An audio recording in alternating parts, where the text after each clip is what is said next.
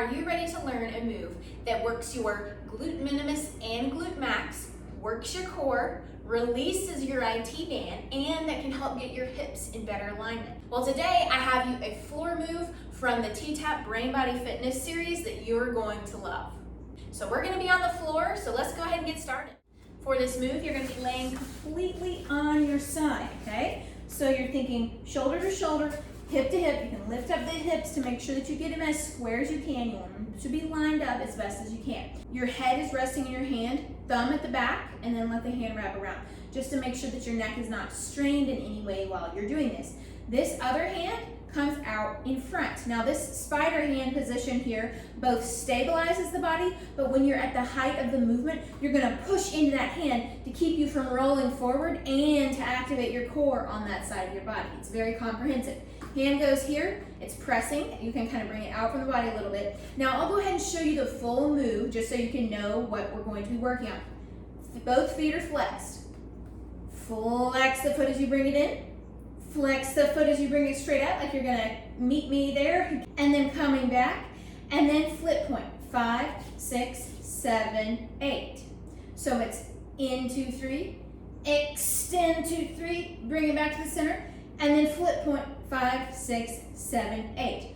The things that you need to know about this move: if it's easy, you're probably not doing it correctly, because you're really supposed to be activating your stabilizing muscles, your core, you're working that glute minimus and glute max, and also you're releasing the IT band. So if this is easy, I want you to check your alignment. You're making sure that when you're bringing this knee in, it's knee to ankle straight the whole time you bring it in. You're not doing this, you're not doing this. Is completely straight. Now your core should be feeling it when you're right here as you hold that. You should be feeling that. And if it's too much for you, you can just come down.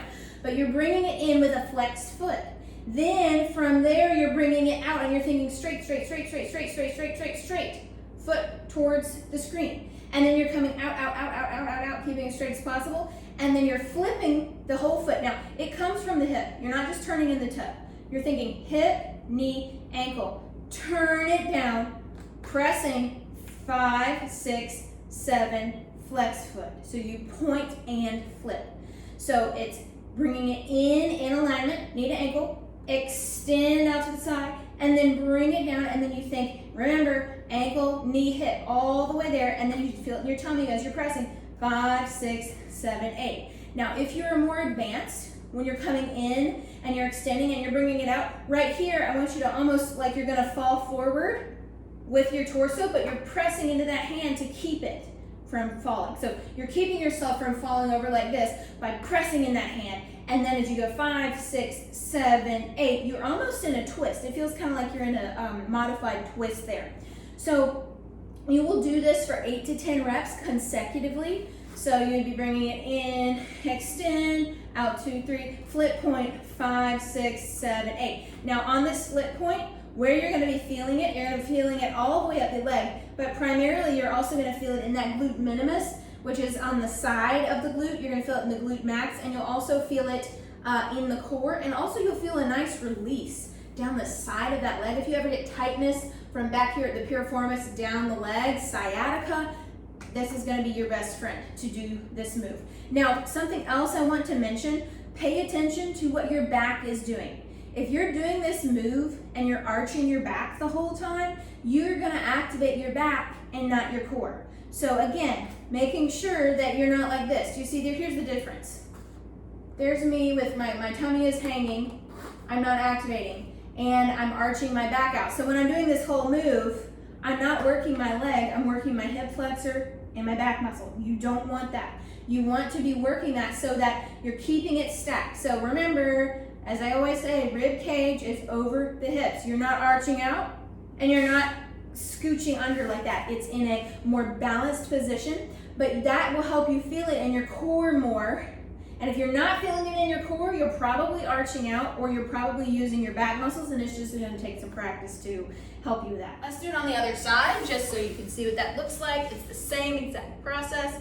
You have your hand there resting, hand comes down to the side, flexing those feet. You'd be bringing it in, 2, 3, knee to ankle level, flex the foot, kick it out. Let you feel great on your hamstrings there. Bring it over here. You're going to flip point 5, 6, 7, 8. In, extend, flip point. Remember, it's turning out from the ankle, knee, and hip. 5, 6, 7, 8. Remember to pay attention to what your back muscles are doing because you want those to be in the leg and in the core and not compensating elsewhere. Let's do one more. In, extend, bring it out, flip point. Remember, you're turning in from that hip, feeling it across the tummy, pressing here to get that activation. You get more activation when you press. 5, 6, 7, 8. Now, one thing I want to say right here too, when you're turning that foot down, you're thinking the top of the foot is at the between the heel and the toe of the other leg. So see, I'm kind of coming down in between that. So if your big toe and your heel are one point, you're coming in between when you're doing that flip point portion. Well, I hope that you enjoyed this week's tip. I'd love to hear your feedback on this. If you have this in one of your DVDs that you're already working with from Teresa's DVDs, I hope that this inspires you to do it on its own, or just go back and pick up those DVDs from the Brain-Body Fitness Floor series. Those are some of my very favorite. They're very low impact, and they're also very friendly for those with adrenal issues or thyroid concerns that impede them from doing too much strenuous exercise. Thanks so much for watching, and I'll see you guys next week.